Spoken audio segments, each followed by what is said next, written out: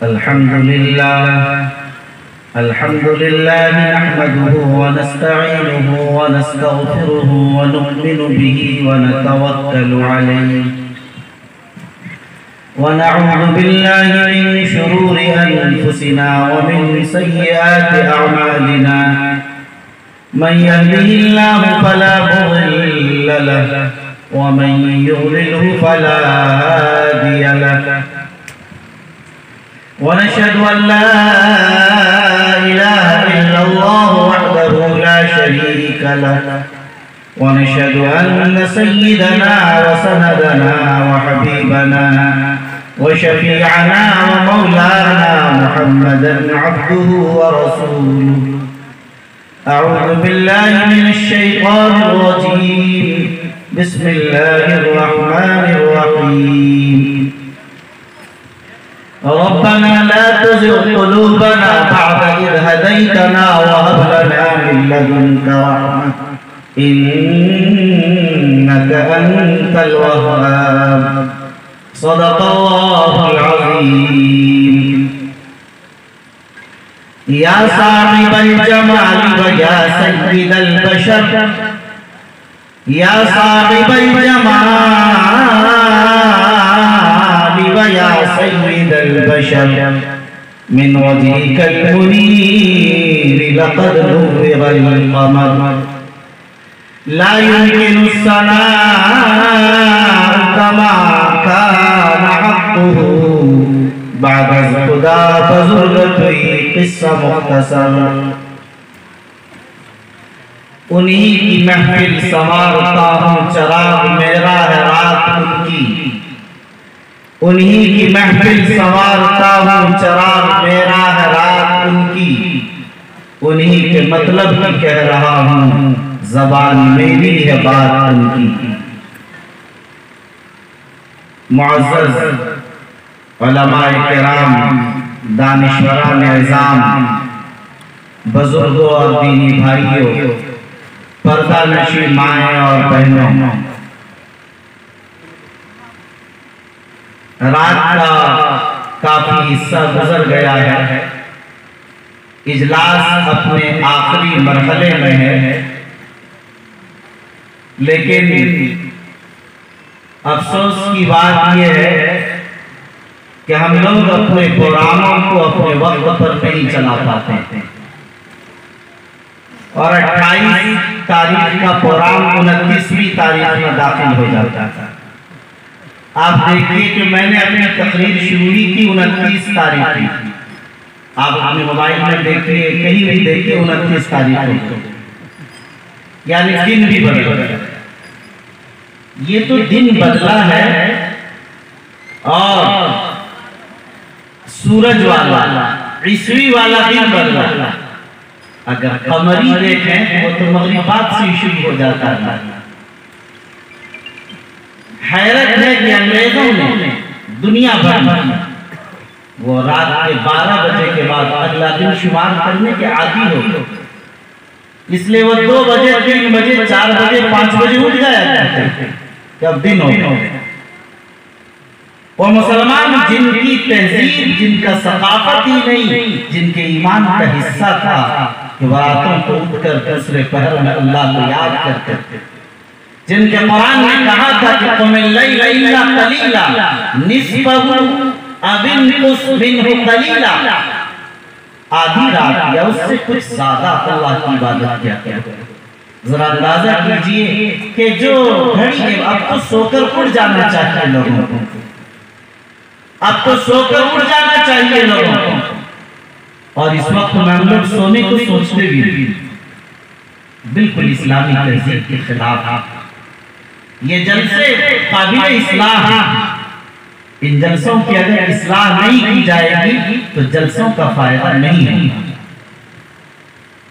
ایک زمانہ تھا کہ لوگ کہتے کہ محرم الحرام کی لاٹھیاں اور تازیہ اس پس منظر میں نکالا جاتا ہمارے یہاں تاکہ مسلمانوں کا رعب و دبدبہ علماء نے بارہا سمجھایا کہ لوگوں غیر شرعی طریقے پر اسلام کا رعب و دبدبہ نہیں ہوا کرتا آپ نے دیکھا، آج آپ نے دیکھ لیا ہوگا اس ملک کے اندر کہ اسی محرم کے مقابلے رام نومی ہمارے برادران وطن کی چھوٹ گئی۔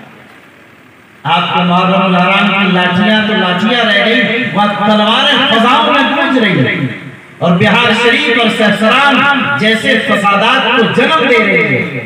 یہ اسی محرم الحرام کا نتیجہ جو غیر شرعی طریقے پر کیا گیا۔ یاد رکھیے مسلمانوں، کبھی بھی سنت کے خلاف، شریعت کے خلاف کوئی عمل اس لیے نہ کیا جائے کہ اس سے اسلام کو فائدہ ہو، یہ ہو ہی نہیں سکتا، یہ خام خیال ہے۔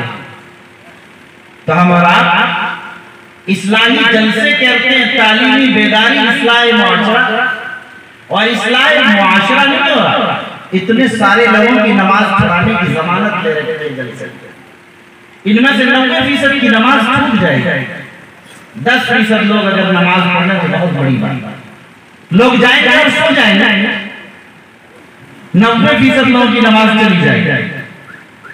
میں احتیاطاً کہہ رہا ہوں، ورنہ اس سے کہیں زیادہ کا معاملہ، کہیں میری اسلام شروع کی جائے گی، حضرت 90 کچھ زیادہ نہیں کہہ رہا، کم کہہ رہا۔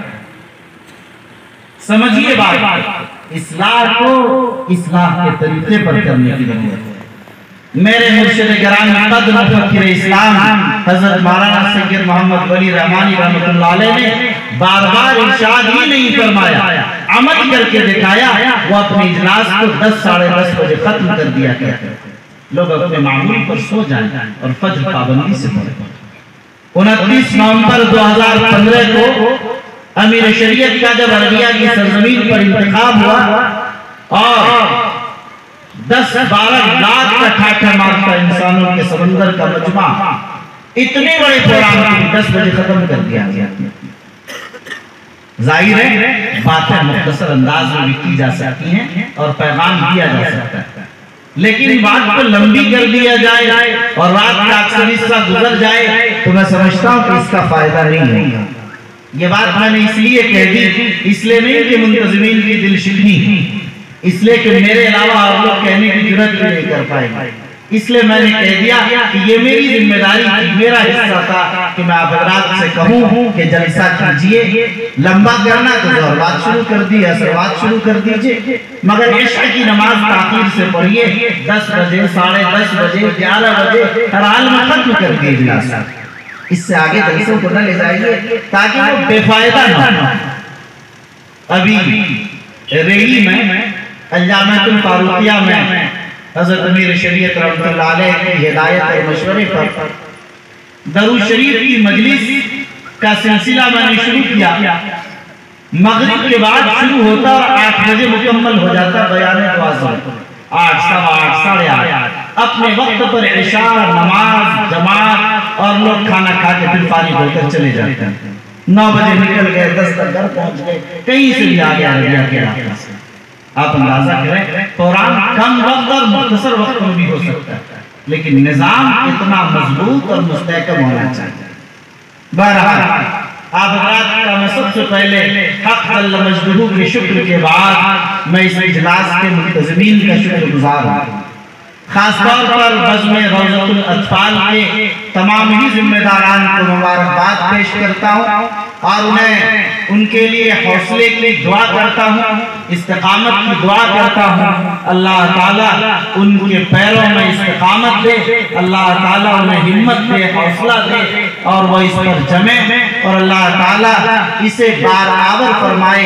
جو انہوں نے چھوٹا سا ایک پودا لگایا ہے وہ ایک شجرہ طوبہ کی شکل میں وہ ابھرے اور صرف میچندہ ہی نہیں بلکہ پورے اطراف اور یہ بڑھ کر پورے علاقے کے لیے امداد اور تعاون کا ایک ذریعہ بنے اور اللہ تعالیٰ اسے بافیض بنائے۔ اس اجلاس میں مولانا حارث صاحب نے مجھے سب سے پہلے دعوت دی اور بتایا کہ آپ کو فلاں تاریخ میں آنا ہے۔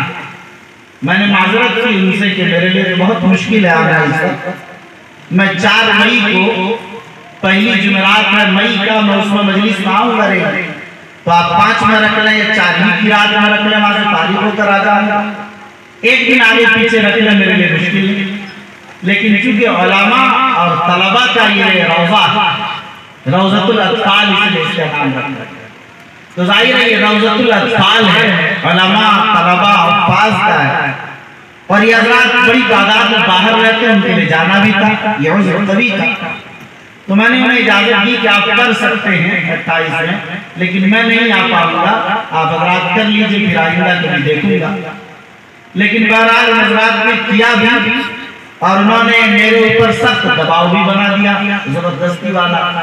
وہ سمجھتے تھے کہ میرا حق بھی ہے، جب علاقے کے ہیں تو میرا دباؤ قبول بھی کریں گے۔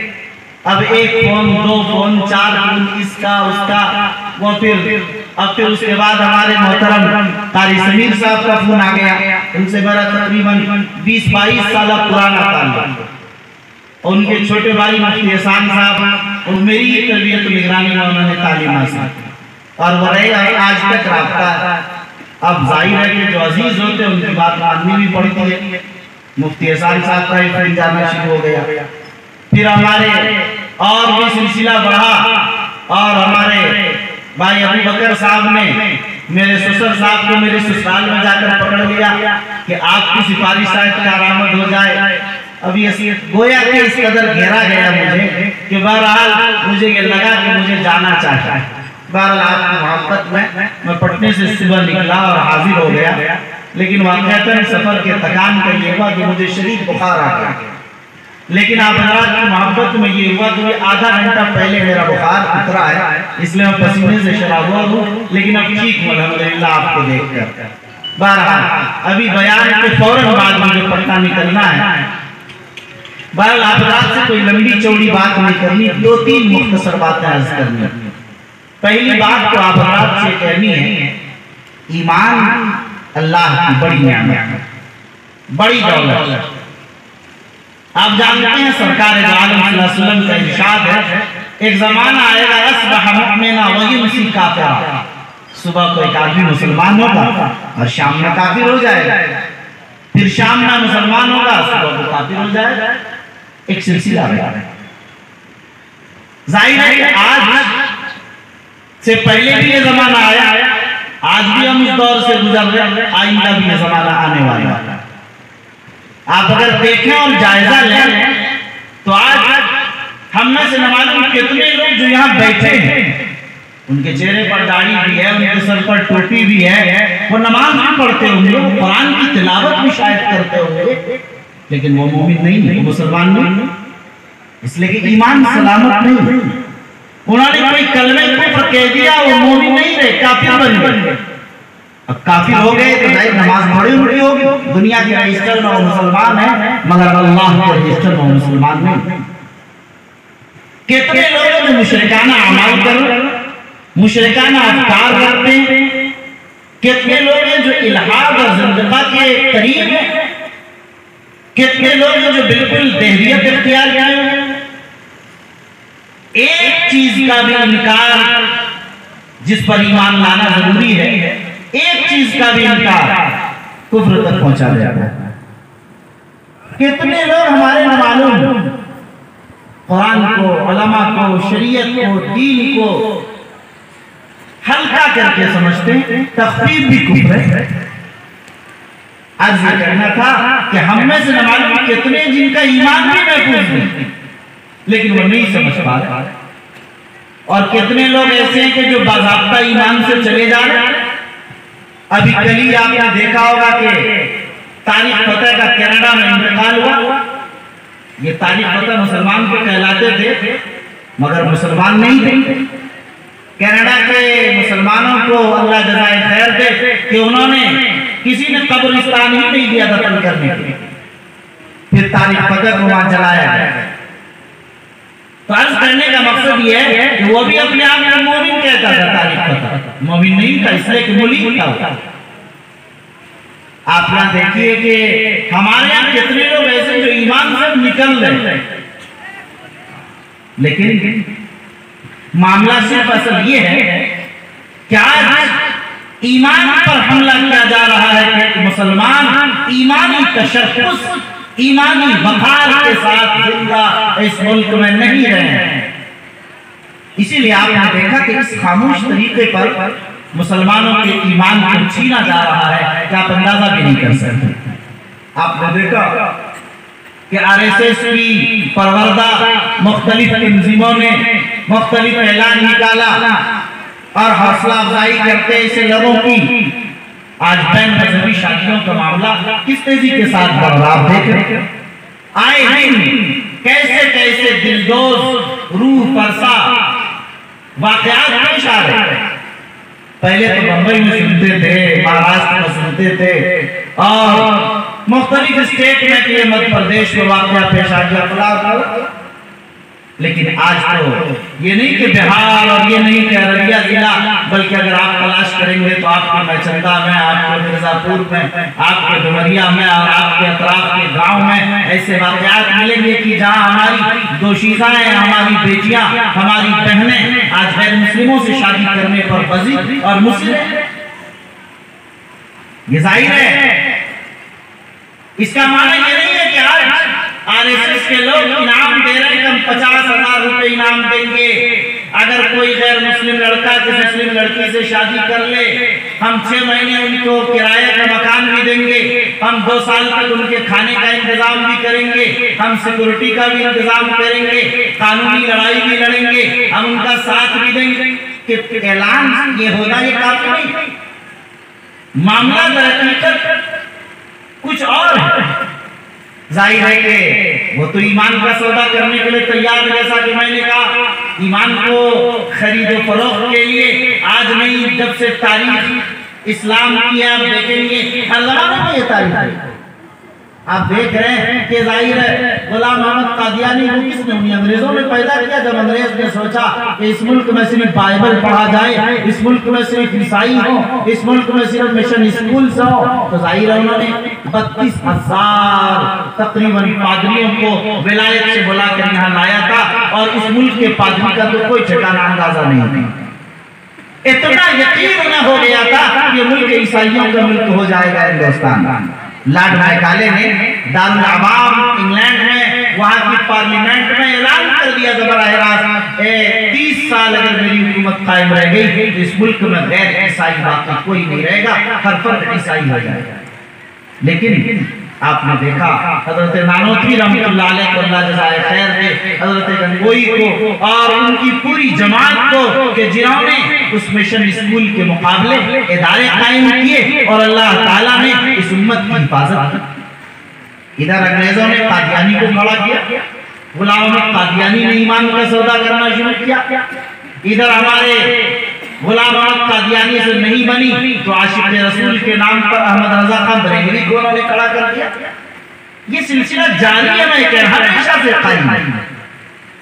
آج جب اقتدار میں آئی ہے بی جے پی اور جب ان کو طاقت ہوئی، ان کو بھی یہ لگنے لگا کہ ہم بالکل ایک دم اس ملک کو خالص ہندو ملک راشٹر بنا رہے ہیں.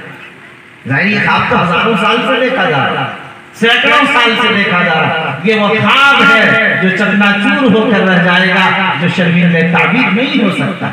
انہیں تاریخ معلوم نہیں، اس لیے ان خوش فہمیوں میں وہ جی رہے ہیں. انہیں سمجھنا چاہیے کہ یہ کچھ ہونے والا نہیں. لیکن مجھے آج یہ کرنا تھا واقعے سے کہ لیکن آپ دیکھ رہے کہ ایمان کا سودا ہر زمانے میں ہوتا ہے.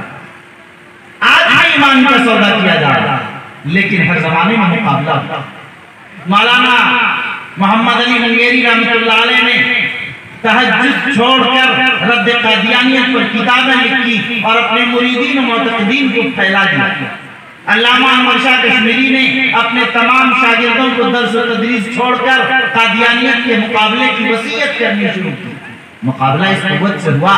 آپ نے دیکھا کہ غلام احمد قادیانی کا یہ مشن فیل ہو، ناکام ہو گیا، برباد ہو گیا. کیا آج بھی اس بات کی ضرورت نہیں ہے کہ جب الہاد کا، ارتداد کا، کفر کا یہ دور ہے اور پوری طاقت اور قوت کے ساتھ موجودہ حکومت مخالفین ہماری بہو بیٹیوں کو، ہمارے لڑکوں کو، ہماری لڑکیوں کو الہاد ارتداد کی طرف لے جا رہی ہے؟ کیا ہمارے لیے ضروری نہیں کہ ہم اس کے لیے جو اسباب اختیار کر سکتے ہوں اور جو علاج کر سکتے ہوں کریں؟ ضرور کرنا چاہتے ہیں. یاد رکھیے ارتداد سب سے بری چیز ہے. اس کائنات میں سب سے بڑی نعمت ایمان اور سب سے بڑی ذلت اور سب سے بڑی خطرناک چیز ارتداد ہے. کفر سے بھی زیادہ بدترین، کفر سے بھی زیادہ بدترین. اگر کوئی کافر ہو جائے، کافر ہے، اس کو قتل نہیں کیا جائے، مرتد کو قتل کیا جائے، اس کی سزا قتل نہیں۔ ارتداد اس سے بھی خطرناک چیز ہے۔ اس لیے میرے بھائیوں، مجھے عرض یہ کرنا تھا، آپ کو سمجھانا تھا کہ آدمی اپنی نعمت کی کتنی قدر کرتا۔ آپ اپنے پیسوں کی، اپنی دولت کی، اپنے گھر کی چیزوں کی، اپنے سامانوں کی، حتیٰ کہ آپ چپل لے کر مسجد جاتے، جلسے میں آتے ہیں، چپل پر بیٹھ جاتے ہیں، سائیڈ میں رکھے رہتے ہیں، ایک چپل کی حفاظت اس قدر کرتے ہیں۔ ایمان کی حفاظت کتنی کرنی چاہیے؟ ہم اپنے ایمان کی حفاظت کر رہے ہیں؟ ایمان کی حفاظت کتنی کر رہے ہیں؟ یہ دیکھنے کی ضرورت ہے۔ صحیح بات ہے کہ ایمان کی حفاظت نہیں کرتے۔ دیکھیے، سب سے پہلے عام سی بات ہے تمام لوگوں کے لیے، دعا کرنی چاہیے انہیں، جو میں نے دعا پڑھی، ربنا لا تزغ قلوبنا بعد اذ ہدیتنا وہب لنا من لدنک رحمہ انک انت الوہاب۔ یہ دعا انہیں پڑھنی چاہیے، ہر نماز میں دعا کی عادت بنا لینی چاہیے۔ اس دعا کو جو پڑھتا ہے، اللہ تعالیٰ ارتداد اور کفر سے انہیں بچا لیتے ہیں، ان کے ایمان کی حفاظت ہو جاتا ہے۔ اگر ایمان کی حفاظت مقصود ہے اور ایمان پر خاتمہ مقصود ہے، انہیں یہ دعا پڑھنی چاہیے، ربنا لا تزغ قلوبنا بعد اذ ہدیتنا وہب لنا من لدنک رحمہ انک انت الوہاب۔ ہر آدمی کو یہ دعا یاد کر لینی چاہیے۔ آپ لوگوں کو یہ دعا سب کو یاد ہے؟ پڑھیے میرے ساتھ ایک بار، اور اپنے حافظ صاحب، مولانا صاحب مسجد میں یا جو قرآن پڑھنا نہیں جانتے، انہیں بھی رٹ لینا چاہیے، جس طرح بھی یہ دعا یاد کر لیں۔ ایک بار میرے ساتھ پڑھیے، ربنا لا تزغ قلوبنا بعد اذ ہدیتنا وہب لنا من لدنک رحمہ انک انت الوہاب۔ اس دعا کو کثرت سے پڑھیے، ایمان محفوظ رہے گا، ایمان محفوظ رہے گا۔ یہ اس لیے کہہ رہا ہوں، اگر آپ بے ایمانی کی حالت میں مر گئے، وَمَنْ يَرْتَدِدْ مِنْكُمْ عَنْ دِينِهِ فَيَمُتْ وَهُوَ كَافِرٌ فَأُولَئِكَ حَبِطَتْ أَعْمَالُهُمْ فِي الدُّنْيَا وَالْآخِرَةِ أُولَئِكَ أَصْحَابُ النَّارِ هُمْ فِيهَا خَالِدُونَ۔ بڑی وضاحت کے ساتھ فرمایا، جو ارتداد اختیار کرتا ہے، جب مرتا ہے تو کفر کی حالت میں مرتا ہے، اور جو کفر کی حالت میں مرتا ہے اس کا ٹھکانہ جہنم ہوتا ہے۔ اللہ سب کو معاف کرتے ہیں، مگر کفر اور شرک کو معاف نہیں فرماتے، ہمیشہ ہمیشہ کے لیے وہ جہنم میں رہے گا۔ اندازہ کیجئے، اس سے بدترین اور اس سے خطرناک کیا بات ہو سکتی ہے؟ کبھی جنت میں جائے گا ہی نہیں، ہمیشہ ہمیشہ کے لیے جائے گا۔ ایمان والا ہے، گناہ ہو گیا، جہنم میں بھی چلا گیا، مگر کبھی تو آئے گا کہ اپنی گناہوں کی سزا بھگت کر جنت میں آئے۔ لیکن جو کافر مرا، وہ ہمیشہ ہمیشہ جہنم میں رہتا ہے۔ تب اندازہ کیجئے یہ کتنی خطرناک ہے۔ اس لیے ایمان کی حفاظت کرنی چاہیے، اور اس کے لیے میں نے یہ دعا بتائی آپ کو۔ دوسری چیز، آج دوسری طرف آپ دیکھ رہے ہیں، ہمارے ایمان کے ساتھ ساتھ جو نئی نسل کے ایمان کا مسئلہ بہت زیادہ خطرے کے اندر۔ اس لیے ہمارے بچوں کے پاس موبائل آ گیا، دنیا بھر کی چیزیں اس میں وہ دیکھ رہے ہیں، اور دنیا بھر کی فحاشیت اس کے اندر آ گئی، نماز کیا کیا وہ دیکھ رہا ہے۔ اب اس سے اوپر اٹھیے تو ظاہر ہے کہ موبائل کے ذریعے سے وہ کہاں دوستی کر رہا ہے، واٹس ایپ کے ذریعے کہاں کتنے میسج کر رہا ہے۔ آپ گھر میں بیٹھے ہیں، باپ بیٹا کیا کر رہا ہے، بیٹی کیا کر رہی، بیٹھے بیٹھے آپ کے سامنے موبائل سے، آپ اندازہ نہیں کر سکتے۔ فیس بک ہے، انسٹاگرام ہے، وہ ساری وہ چیزیں ہیں کہ جس کی بنیاد پر برائیوں نے اس قدر جنم لیا کہ یہاں بیٹھا ہوا آدمی دربھنگا کے اندر دوستی ہو رہی، یہاں بیٹھا ہوا نالندہ میں دوستی ہو رہی، یہاں بیٹھا ہوا ہے وہاں لکھنؤ میں ہو رہی، منی پور اور آسام میں ہو رہی، یہاں بیٹھا ہوا امریکہ اور کینیڈا میں ہو رہی۔ یعنی اتنی آسان والی چیزیں۔ اس لیے یہاں اپنی نئی نسل کے ایمان کی حفاظت کا مسئلہ بہت بڑا مسئلہ ہے۔ اس کے اندر ہمیں دو تین کام کرنے کی ضرورت ہے۔ ایک تو دیکھیے، یہ جو بین مذہبی شادیوں کا معاملہ اور بڑی تیزی کے ساتھ شروع ہوا اور ہماری آبادیوں تک یہ پہنچ گیا، ظاہر ہے لوگ کہتے ہیں کہ افلاس اور مفلسی کی وجہ سے ہو، لوگوں نے لالچ دکھا کر موبائل دیا، نہ معلوم کیا کیا، اور اس کی وجہ سے دوستی بڑھتی چلی گئی۔ کسی نے کہا کہ تعلیم نہیں ہے، جہالت کی بنیاد پر ایمان و یقین کی طاقت و قوت اور اس کی عظمت و اہمیت نہیں ہے، اس وجہ سے یہ بات ہو۔ کوئی یہ سمجھتا ہے کہ آج مخلوط تعلیم کا نظام ہے، مخلوط تعلیم کی وجہ سے لڑکا لڑکی جب ایک ساتھ پڑھ رہا، ایک سال وہ ایک ساتھ کوچنگ سینٹروں میں پڑھ رہا، ایک ساتھ وہ ہاسٹلوں میں رہ رہا، ایک ساتھ وہ چل پھر رہا، کالجوں میں جا رہا، تو ظاہر ہے کہ ان کی بنیادوں پر ہو ایک عام ہو گیا گرل فرینڈ اور بوائے فرینڈ کا ایک سلسلہ، ایسا لگ رہا کہ جیسے کل امریکہ اور کینیڈا میں سن کر لوگ حیران تھے، اب یہاں ہمارے شہروں میں 10-15 سال 20 سال پہلے 25 سال سے آ گیا، اب تو گاؤں دیہات میں بھی ہونے لگے۔ میں انگلینڈ ابھی سے 4-5 سال پرانی بات ہے، گھر میں گیا تو بیچارے بوڑھے آدمی، انہوں نے مجھے دعوت دے کر بلایا، اندر بیٹھے چائے پینی ہے، بیٹی سے انہوں نے کہا کہ بیٹا چائے ذرا بنا کے لے آؤ، حضرت آئے ہیں۔ بیٹی نے صاف صاف کہہ دیا کہ ابھی میرے بوائے فرینڈ آئے ہیں، ابو ابھی میں چائے نہیں بنا سکتی، اور دوسرے روم میں اپنے بوائے فرینڈ کے ساتھ بیٹھ کر گپ کرنے لگی۔ باپ بیچارہ روتا رہا، اور انہوں نے 2 پاؤنڈ رقم دیے اور بات چیت کی اور کہا کہ حضرت وہ باہر ہی آپ کے لیجیے گا، کوئی مسئلہ نہیں۔ یہ تو واقعات وہاں کے آئے دن کے واقعات ہیں، لیکن یہ واقعات دھیرے دھیرے ہمارے یہاں بھی یہ پہنچ رہا دستک دیتے ہیں۔ اب اس صورتحال سے نمٹنے کے لیے آپ نے کچھ سوچا، ایمان کو بچانے اور ارتداد سے حفاظت کے لیے اور ایمان پر اپنے آپ کو جمانے کے لیے کچھ سوچنے کی کوشش کرنی ہو، یہ منظم ایک کوشش کا حصہ ہے۔ ظاہر ہے آپ کو سب سے پہلے اگر آپ دیکھیں تو آپ کو دیکھنا ہوگا کہ جب آپ کا بچہ پیدا ہوتا ہے، آپ اپنے گھر کے ولی ہیں، وسیع ہیں، سرپرست ہیں، مربی ہیں، مرشد ہیں، سب کچھ اپنے گھر کے آپ کی مسئولیت ہے۔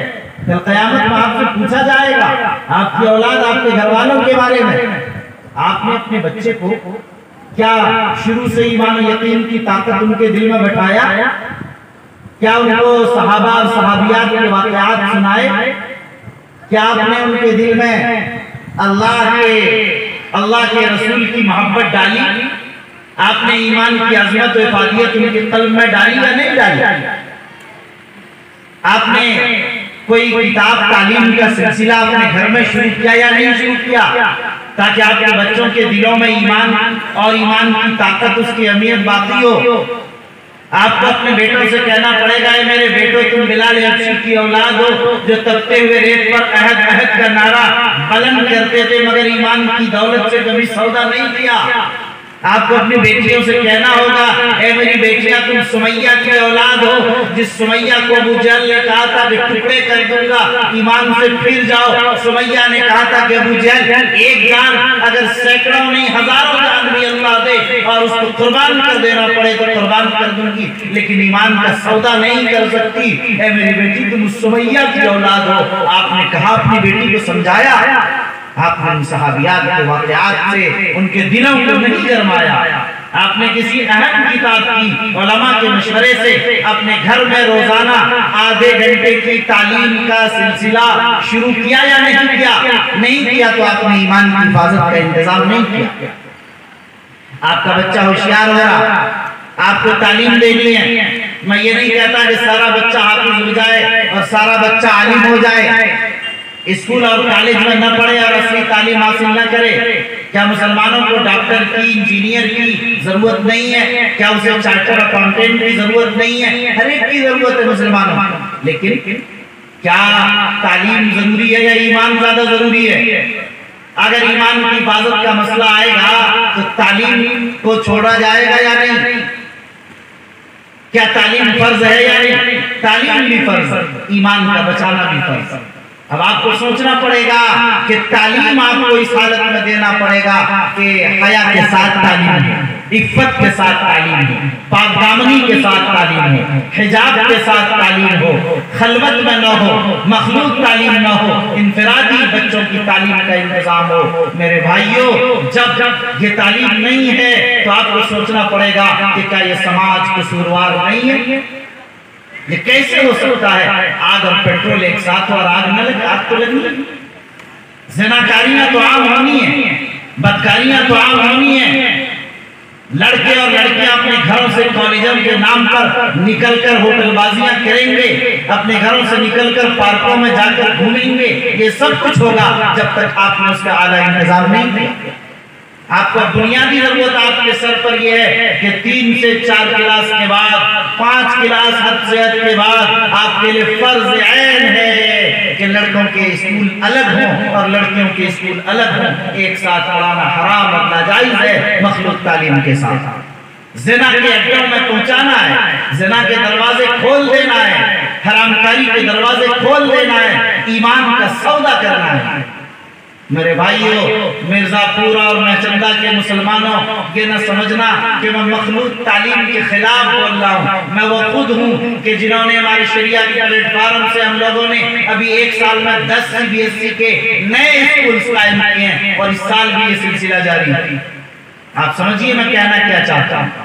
مرشد گرامی قدر مفکر اسلام حضرت امیر شریعت مولانا ولی رحمانی رحمۃ اللہ علیہ نے یہ خواب ظاہر کیا تھا کہ ہر ضلع میں عظیم الشان CBSE اسکول ایسے بنانے ہیں کہ جہاں لڑکوں کا نظام الگ ہو، لڑکیوں کا الگ ہو، دونوں کے ہاسٹل الگ ہو باضابطہ، گرلز اور بوائز. اس انداز کا وہ نظام چاہ رہے ہیں. اس نظام کو آگے بڑھانے میں ہم لوگ کوشش کر رہے ہیں. حضرت امیر شریعت دامت برکاتہ العالیہ لگے ہیں. اس لیے کہنا یہ چاہتا ہوں امت پر یہ ضروری ہے کہ وہ ایسے اسکولز قائم کریں جہاں مخلوط تعلیم کا نظام نہ ہو. اس لیے اگر میچندہ نے بہت ترقی کیا، مرزا پور نے بہت ترقی کیا، ڈمریا رانی گنج نے بہت ترقی کیا، سوال یہ کہ کس چیز میں ترقی کیا؟ کیا اسی جہالت کے ساتھ، ایمان کے سودے کے ساتھ، بے حجابی کے ساتھ، اسی چیٹنگ کے ساتھ، اسی سارے گناہوں کے ساتھ؟ کیا ہمارے مالداروں پر یہ ذمہ داری نہیں ہے کہ جہاں ہم کارخانے کھول لیں، فیکٹریاں کھول رہے ہیں، ہم دکانیں کھول لیں، تجارتیں کر رہے ہیں، ہماری ذمہ داری ہے کہ اسکول بھی تو خود کمائی کا ذریعہ ہے. آپ اسکول شروع کیجئے، اسکول کھولیے اور اسی طرز پر کھولیے کہ پورے اسلامی نظام کے ساتھ، دینیات کے ساتھ آپ اپنا نظام شروع کیجئے. عیسائی لوگ، حیرت کی بات ہے کہ عیسائی لوگ 200 سال کے لیے اس ملک میں آئے تو آج ملک میں مشن اسکول ہر ضلع، ہر آبادی کے اندر موجود ہے. مسلمان 1000 سال یہاں رہا تو آج مسلمانوں کی اسکول یہاں قائم ہے. اندازہ کیجئے مسلمان کو تاج محل اور لال قلعہ بنانے کا رہ گئے، اسی میں انہیں مزہ آتا رہا. انگریز 200 سال کے لیے آئے، ہر آبادی میں مشن اسکول قائم کرتے. آج بھی ہم مشن اسکول میں قائم ہیں، اپنے بچوں کو دینے پر مجبور ہے. تعلیم وہی اچھی لیکن سمجھ لیں اس بات. میں یہ نہیں کہتا کہ آپ مشن اسکول میں مت ڈالیے، ہم اچھی تعلیم سے آپ کو محروم نہیں کرنا چاہتے، لیکن ہم یہ کہنا چاہتے ہیں کہ غلامی کب تک ہوتی رہے گی کہ آپ اچھی تعلیم کے لیے ایمان کا سودا کریں؟ آپ اچھی تعلیم چھوڑ دیجئے، اس سے کمزور تعلیم دے دیجئے، مگر اپنے بچے کے ایمان کا سودا مت ہونے دیجئے. لیکن اصل بات یہ ہے آپ اپنے ایسے اسکولز قائم کیجئے. اس کی ضرورت ہے آپ کو کہ آپ ایسے اسکول بنائیے. کوچنگ سینٹر، ظاہر ہے کہ کہاں سے بیماریاں بڑھ رہی ہیں. کوچنگ میں غیر مسلم نوجوان فلاں اور فلاں مسلمانی ہے، ظاہر ہے کہ غیر محرم ہے. ایسی صورت میں کوچنگ میں ہی جاتے جاتے سارے مسائل خراب ہو جاتے ہیں. کیا ضرورت اس بات کی نہیں کہ ہمارے کوچنگ سینٹرز قائم کیے جائیں، اسلامی طرز پر قائم کیے جائیں، پورے حجاب اور پردے کے ساتھ اس نظام کو بنایا جائے. ابھی چند دن پہلے کی بات، ایک بڑے عالم کی بیٹی نے کہا کہ ابو میں حجاب میں نہیں جا سکتا. آپ حیران ہو جائے. باپ نے اپنی پگڑی بیٹی کے قدموں میں رکھ دیا کہ بیٹی میں تمہیں ڈاکٹر ضرور بناؤں گی مگر حجاب کے ساتھ بناؤں گی. اگر تم حجاب کا سودا کرنے لگو گی تو میں اس ڈاکٹری کو لات مار دوں گا. خدا کیا جواب دینا؟ بیٹی رونے لگی اور پھر کہہ دی کہ میں حجاب کے ساتھ تعلیم آگے جاری رکھوں. باپ کو سخت کرنا، باپ کو پوری تربیت کرنی پڑے گی. وہ یہ رہا اصل میں کہ باپ اپنی ذمہ داری کو، ماں اپنی ذمہ داری کو ادا نہیں کر پاتا. جب آپ نے اس کو اسکوٹر دے دیا تو آپ بتائیے کہ ہاتھ پیر نہیں دے دیا انہیں. اب اگر وہ کوئی گناہ کرے تو اس کی غلطی ہے یا ماں باپ کی غلطی ہے؟ آپ نے موبائل دے دیا اسے، پڑھنے کے لیے دینا ہے تو گھر میں دیجیے. اپنی نگرانی میں دیجیے، اس کے ساری چیزوں کو چیک کیجیے اور کھلے کمرے کے اندر اب کیا کیا مثالیں دیں آپ سمجھ سکتے ہیں کہ مشکل حالات میں اپنے نوجوان لڑکوں اپنے نوجوان لڑکیوں کی مکمل نگرانی کی ماں باپ کی ذمہ داری ہے، یعنی ماں باپ پر فرض عین ہے کہ اپنے بچوں کی وہ مکمل نگرانی کریں۔ وہ کیا پڑھ رہا ہے، کہاں جا رہا ہے، کہاں سے آ رہا ہے، کس سے دوستی ہے، کس کے ساتھ پھر رہا ہے، وہ گھر کے اندر موبائل میں کیا چل رہا اور کیا ہو رہا، پوری نگرانی آپ کی ذمہ داری ہے۔ اگر آپ نے ان چیزوں کی ذمہ داری کی اور اس کو ادا کیا، ہم سمجھتے ہیں کہ نظام بہتر ہو جائے۔ بہرحال میں یہ بات ذرا واضح کر دوں آپ حضرات سے کہ میں اصل کہنا یہ چاہ رہا تھا آپ حضرات کی قوت سے کہ آپ حضرات اسکولوں کے نظام کو بڑھائیے۔ یہاں اللہ نے لوگوں کو دولت بھی دی ہے، پیسہ بھی دیا ہے اور لوگوں کو تعلیم کا مزاج بھی دیا۔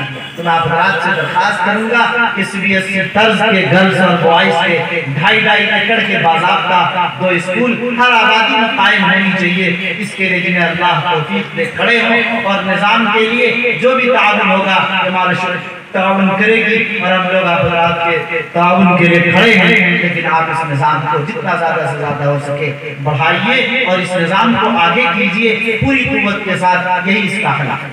دوسری بات آپ حضرات سے بتانی ہے کہ دیکھیے تعلیم ایک بنیادی ضرورت ہے، تعلیم فرض ہے، فرض، لیکن تعلیم کا مطلب صرف یہی نہیں ہے جو ہماری دینی تعلیم، تعلیم ایک عام لفظ ہے۔ اس لیے قرآن نے جو کہا اقرأ بسم ربک الذی خلق، جو تعلیم اللہ تک پہنچاتے وہ تعلیم مقصود ہے۔ ظاہر ہے عالم یا حافظ ہی اللہ کی معرفت تک نہیں پہنچتا، وہ تو پہنچتا ہی، وہ تو خالص اللہ کا نظام، اس سے بہتر اور افضل تو کچھ ہو ہی نہیں سکتا۔ اس کے بارے تو بخاری مسلم کی روایت ہے خیرکم من تعلم القرآن وعلمہ، تو فرما دیا گیا۔ لیکن جسے ہم سمجھتے ہیں کہ اللہ تک پہنچانے والی چیز نہیں ہے، وہ بھی غلط سمجھتے ہیں۔ وہ سارا چاہے انجینئر بن رہا ہو، ڈاکٹر بن رہا ہو، وہ کچھ بھی بن رہا ہو، جو اللہ کی معرفت تک پہنچتا ہے، اللہ کے مخلوق کی خدمت تک پہنچتا ہے اور اللہ کی کمزور بندوں کی خدمت تک پہنچ رہا ہے، سمجھ جائے گا کہ وہ اللہ تک انہیں پہنچا۔ وہ ساری تعلیم ضروری ہے، لیکن مسلمانوں کے معاشرے میں ہو سکتا ہے کہ آپ کا تعلیم زیادہ ہو، لیکن ایک سروے کے جو ہے باضابطہ اگر آپ دیکھیں گے تو آج بھی تعلیم کی صورتحال جو ہے وہ یہ ہے کہ صرف 52% مسلمانوں کے بچے پڑھ اور 48% بچے آج بھی جاہل اور ناخواندان، 48%، یعنی وہ ABCD بھی نہیں جانتے، دستخط بھی نہیں جانتے، الف با بھی نہیں جانتے، کچھ بھی۔ اور یہ 52% جو پڑھ رہے ہیں ان میں سے بھی 10ویں پاس کرنے والے وہ صرف 17% ہیں۔ کیا مطلب؟ پہلی، دوسری، چوتھی، پانچویں، چھٹی، ساتویں کلاس میں انہوں نے تعلیم چھوڑ دیا، ڈراپ آؤٹ ہو، اور 10ویں پاس کرنے والے تو 17% رہے، اور آگے اوپر دیکھیے اگر آپ تو گریجویشن کرنے والے 100 میں سے صرف 4 بچے بچے۔ جب گریجویشن کرنے والے 100 میں سے 4 بچے بچیں گے تو بتائیے کہ آپ کا بچہ کیسے ڈاکٹر ہوگا، کیسے انجینئر ہوگا، اور کیسے IAS ہوگا، کیسے IPS ہوگا، کہاں سے بنے گا؟ مسلمان چاہتا ہی ہے جہاں دیکھے تو مسلمان ڈاکٹر نظر آئے، جہاں دیکھے تو مسلمان انجینئر مل جائے، مسلمان CA سے مل جائے، مسلمان وکیل سے مل جائے، لیکن 4% جب ہے، دوسرے تو 96% آپ کے مقابلے میں، تو نظر وہ آئیں گے، آپ نظر آئیں گے۔ اس لیے آپ کو تعلیم کی طرف خاص طور پر توجہ کرنی ہوگی اور اعلیٰ تعلیم کی طرف توجہ کرنی ہوگی۔ اس لیے میں اعلیٰ تعلیم کے لیے آپ کو ایک بات بتانا چاہتا ہوں۔ دیکھیں یہاں ہوتا کیا ہے، ہمارے بچے 50%، 60%، 60-70% کسی کو بڑا کمال سمجھتے ہیں۔ تعلیم میں ایکسلنس پیدا کرنا ہے، تمیز پیدا، اختصاص پیدا کرنا ہوگا، 100% نمبرات لانے کے، 100% نمبرات، 100% نمبرات، اس کے لیے کوشش کرنی ہوگی۔ خاص طور پر شروع سے آپ کو نوودے کی کوشش کرنی چاہیے۔ نوودے ادارے گورنمنٹ نے اسی لیے بنایا، آپ اس میں نہیں کامیاب ہو سکے۔ اپنے بچوں کو مضبوط ٹیوشن کرائیے، 8ویں میں، 9ویں میں، 10ویں میں، اتنی مضبوط کرائیے کہ 10ویں کے اندر وہ مضبوط ہو جائے۔ ملک کے جو ادارے ہیں، رحمانی 30 وغیرہ جیسے ادارے، ایسے اداروں کے اندر داخلے کروائیں تاکہ وہ لوگ آپ کے بچوں کو 11ویں 12ویں کے ساتھ ایسی تیاری کرا دیں میڈیکل کی یا سی اے کی یا چیزوں کی تاکہ اس میں آپ آسانی کے ساتھ داخل ہو سکیں۔ فرق کیا ہوگا سمجھیں، آپ ایک انجینئر بن رہا، اس کی تنخواہ 15 سے 20 ہزار، اور ایک انجینئر بن رہا اس کی تنخواہ 1.5 لاکھ 2 لاکھ 3 لاکھ 4 لاکھ تک، کیا فرق ہے دونوں؟ حکومت میں در حقیقت یہ سمجھ لیجئے کہ جو خاص یونیورسٹیاں ہیں ان سے جو بچے فارغ ہوتے ہیں انجینئر بن کے نکلے 2 لاکھ 3 لاکھ، اور عام ادارے یونیورسٹی سے نکلنے 15 سے 20 لاکھ انجینئر کو نہیں مل پا رہا۔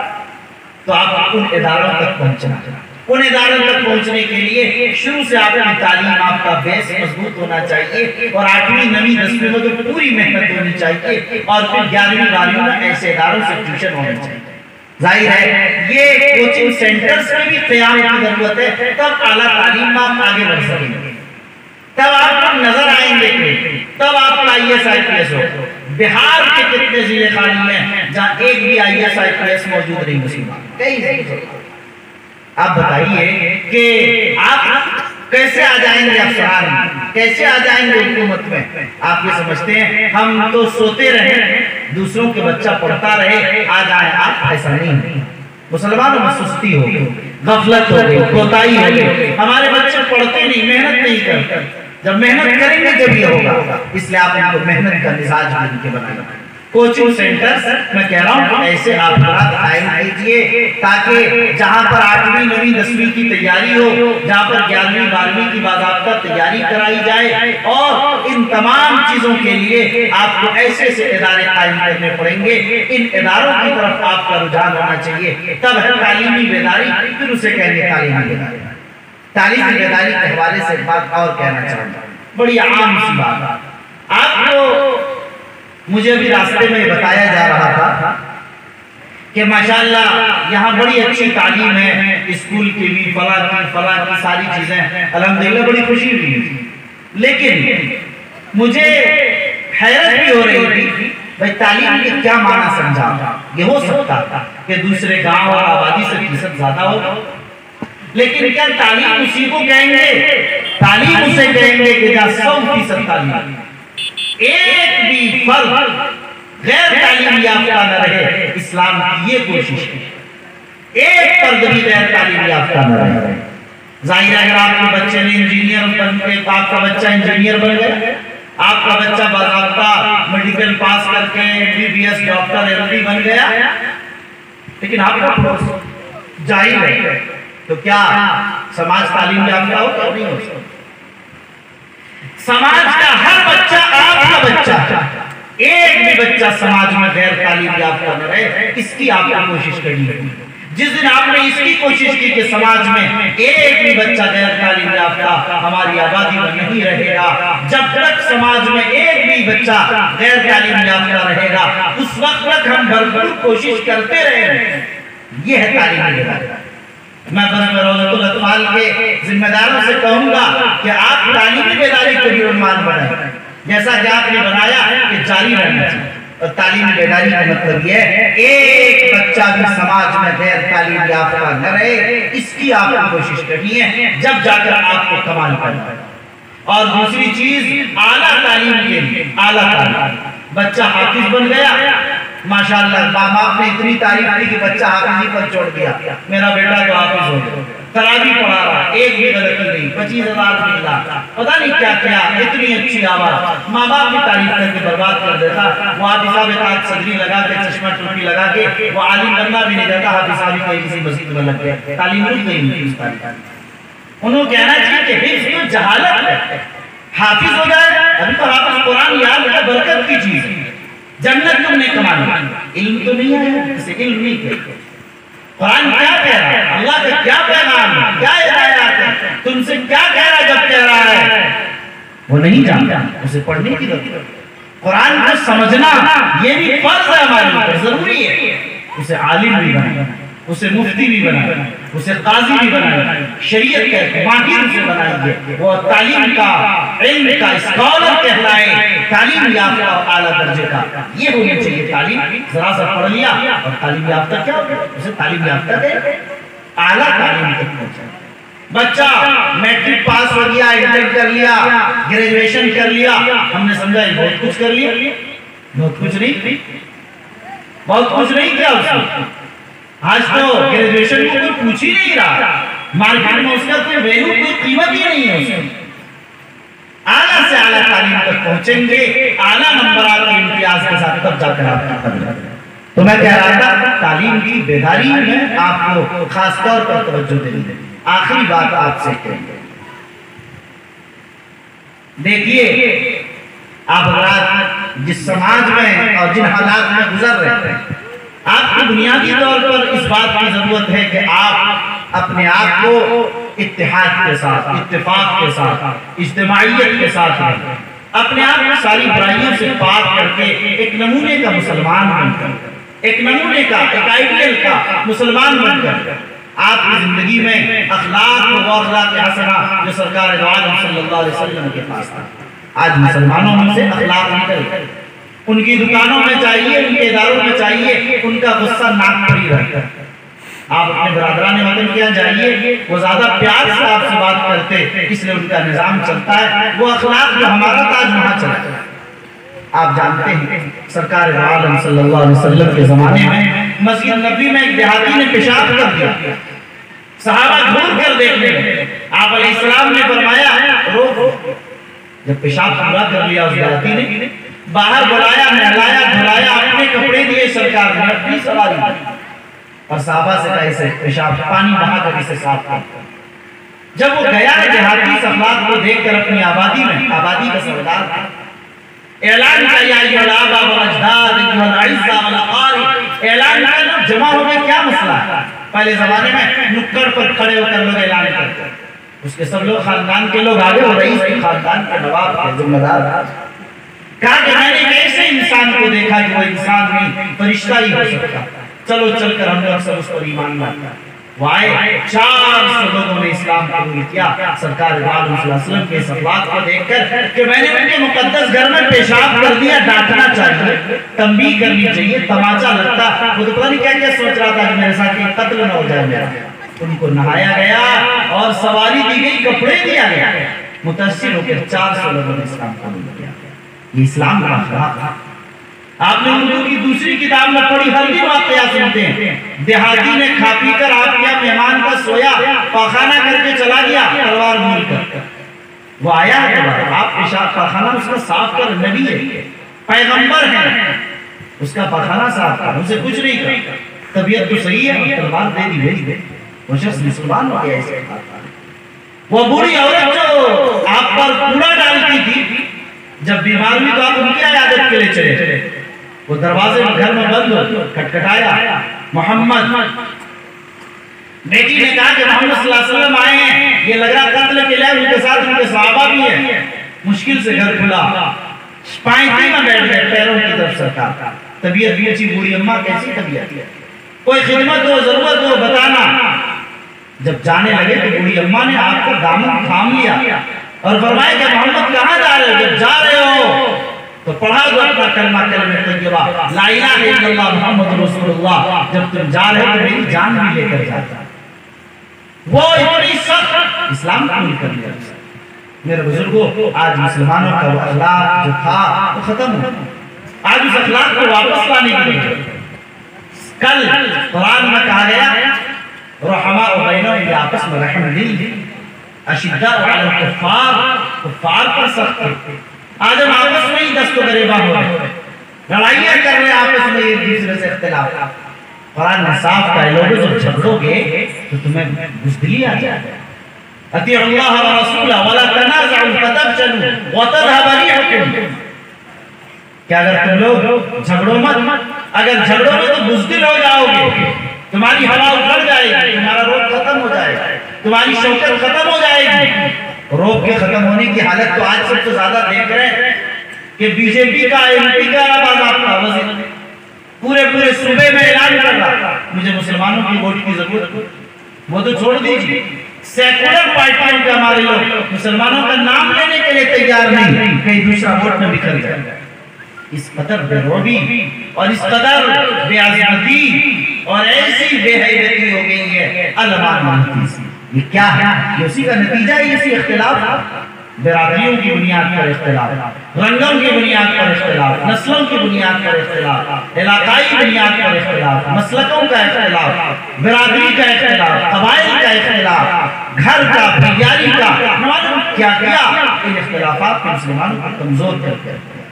اس لیے ہمیں پوری عظمت کے ساتھ متحد اور متفق ہو کر رہنا چاہیے، اور پوری عظمت اور قوت کے ساتھ یہ سوچ کر رہنا چاہیے حالات آتے ہیں چلے جائیں گے، مشکل حالات میں گھروں میں نہیں گھسنا چاہیے، مشکل حالات میں چوڑیاں نہیں پہن لینا چاہیے، اس سے زیادہ سخت اور مشکل حالات آئے ہیں اور چلے گئے ہیں، بڑے بڑے جابر اور ظالم قرائن آئے، اس دنیا میں آج اس کا نام و نشان موجود نہیں ہے، اس لیے لوگوں کسی گھبرانے، کسی دہشت، کسی خوف، کسی مایوسی کی قطعاً ضرورت نہیں ہے۔ تاریخ سے آپ کو واقعیت کی اس لیے دہشت معلوم ہو رہی، آپ پڑھیں اور پڑھ کر دیکھیں گے، آپ کو اندازہ ہوگا کیسے کیسے لوگ زمینوں میں چلے گئے، زمین کھا گئی، آسمان کیسے کیسے کیسے لوگ چلے گئے۔